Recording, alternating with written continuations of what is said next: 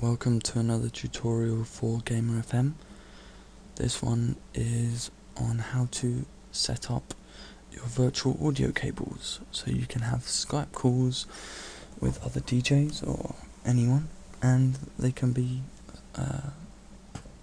broadcast on air.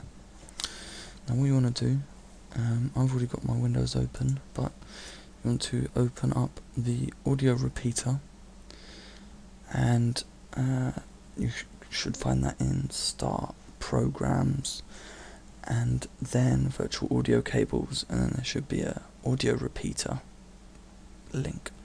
Click on that, and the first one, you want to set the wave in to line 1 and your wave out to line 2. Copy these settings. These I've found are the best. We won't go into too much detail, but I've just found these to be the best ones. So you want your sample rate at 44.1, your total buffer to be 500, your bits per sample to be 16, your buffers to be 12, and your channel config to be stereo. Now once you've set all of that, you want to click on Start, and then that's that one done. You can minimize that. Next is the next one. If we go, make sure our wave in for this one is microphone, so it's our default microphone. Our wave out is then line 2. Make sure the sample rate, total buffer, bits per sample, buffers and channel config are all the same.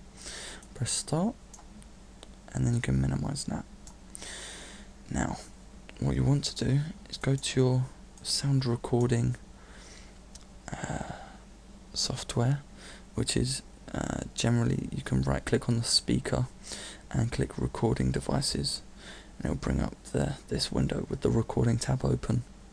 And what we want to do is go to line 1, right click on it and click properties, then the listen tab, and then make sure listen to this device is ticked. So press OK, and then OK.